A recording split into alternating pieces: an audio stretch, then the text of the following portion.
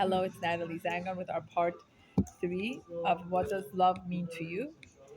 So, the concept of love means different things to different people. Some people, it could be taking care of family, taking care of this, but I feel like true love is if you don't have that within yourself, it's really hard to apply it to your relationship with God, to your relationship with your spouse, or to your relationship with your children.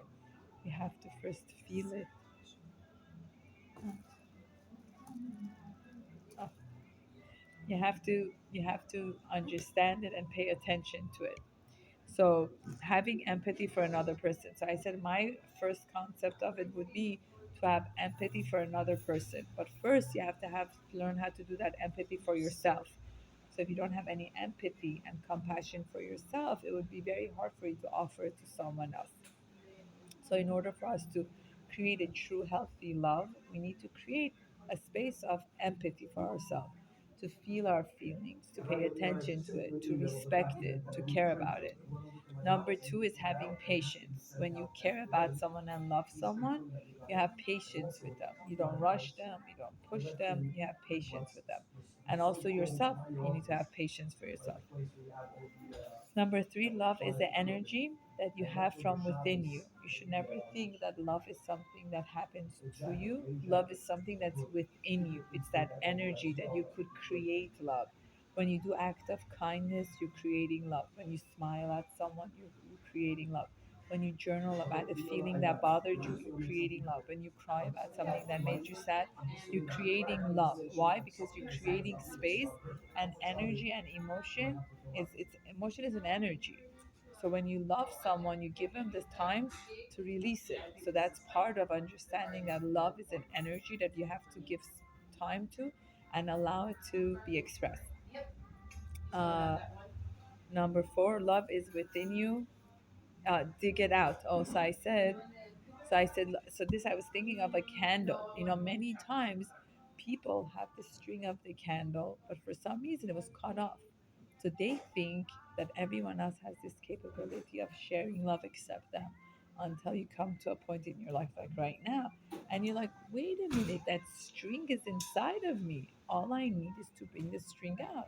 And then I put some fire on it and voila, the love is on.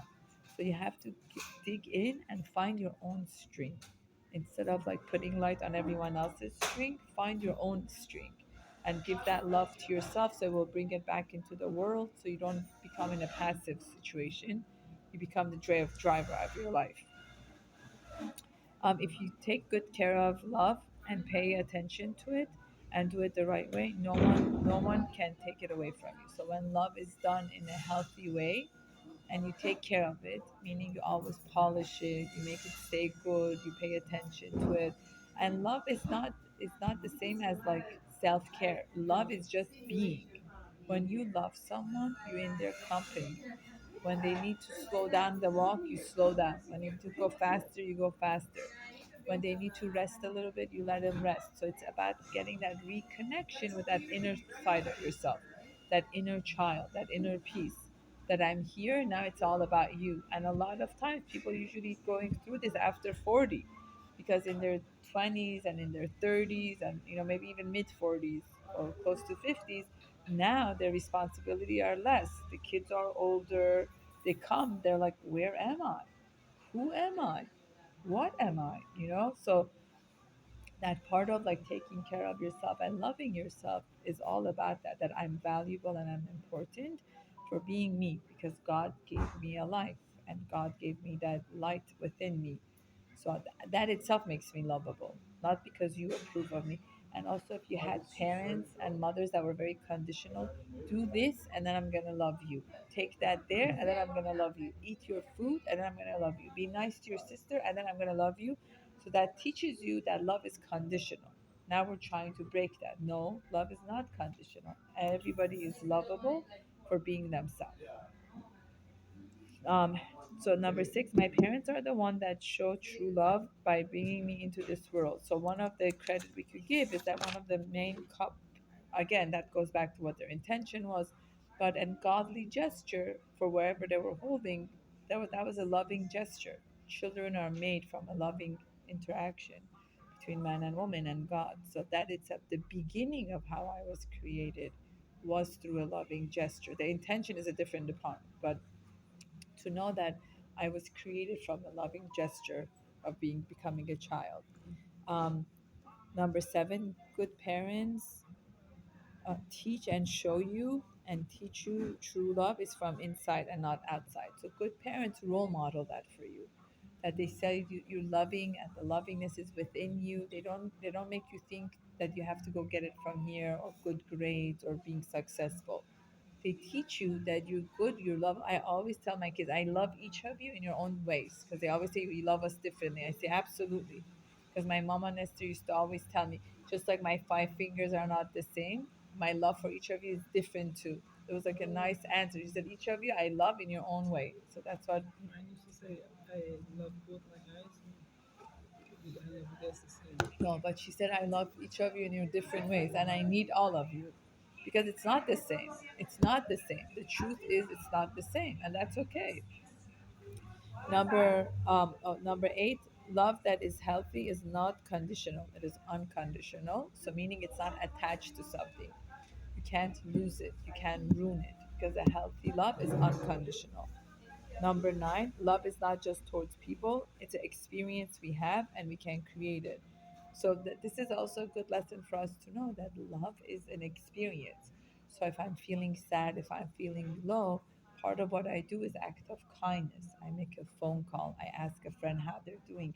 I am tapping into my love within me, and my brain is releasing oxytocin, dopamine, and serotonin because I did a loving gesture. My mind doesn't know the difference between you telling me I love you or me doing a good thing.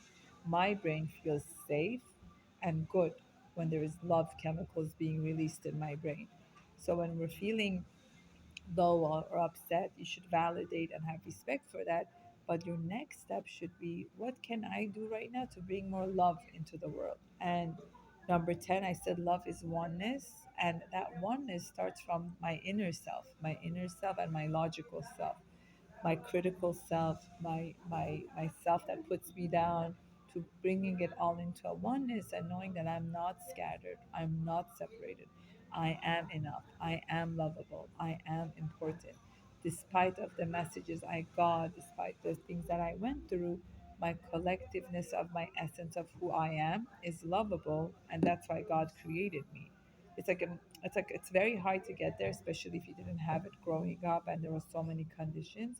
But the first step is the awareness of what steps can I take to achieve that oneness again in myself, to then bring it out to the world. So I like to look at love as a place of verb, not a noun. I mean, yeah, like it's a noun, verb, not an adjective. It's not what you do for me. It's what I can do for. I see. And I feel like when you get to a loving place that's in a good place, you're not afraid of emotional intimacy. Because emotional intimacy means, how can I be empathetic, compassionate, and understanding for you? But if I no one ever did that for me, how am I going to do that for myself or offer it to you?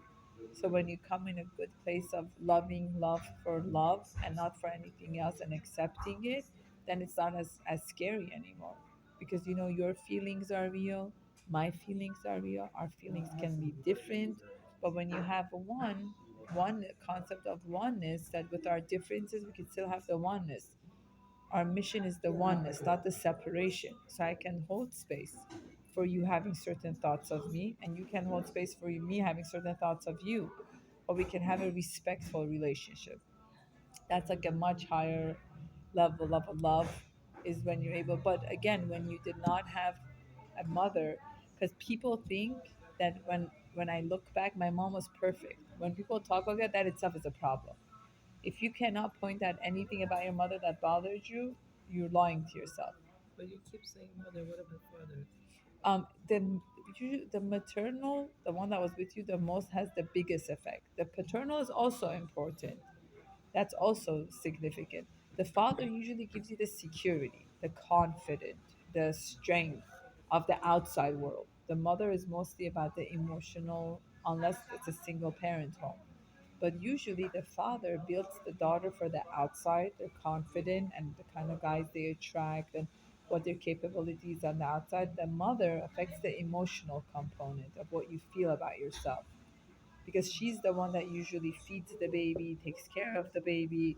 But again, you have a lot of women that struggle with abandonment issues. And when you go back, it's because their mothers were very detached. They were home, they never worked, they fed the kids, but they were just not emotionally present. So not being emotionally present, or a mother that has moved out of the house, or a mother that's on a vacation, it's all the same, because you don't need a mother just for food. You need the mother for the comforting. And if you didn't have that at any stage in your life, you could find a mother figure. You can rewire your brain. My whole message with this is that you could rewire your brain. It's never too late. It's never too late to start questioning, asking, and starting to rewire your brain. And the first thing is you want to become a mother to your inner child. And that's when the healing becomes, because love is in me. My love is within me, your love is within you, and I need to be the holder of my love. I saw this video yesterday. I don't know who was saying it. He was saying the minute you make a person the home of your emotions and feelings, guess what happens the minute they leave you? You become homeless. The minute that person doesn't pay attention to you, you're done. So it was saying be mindful of who you make in charge of what, which I thought was so powerful. So we need to gain back our strength and look inside of ourselves instead of the outside. Thank you for listening. This was the part 3 for today.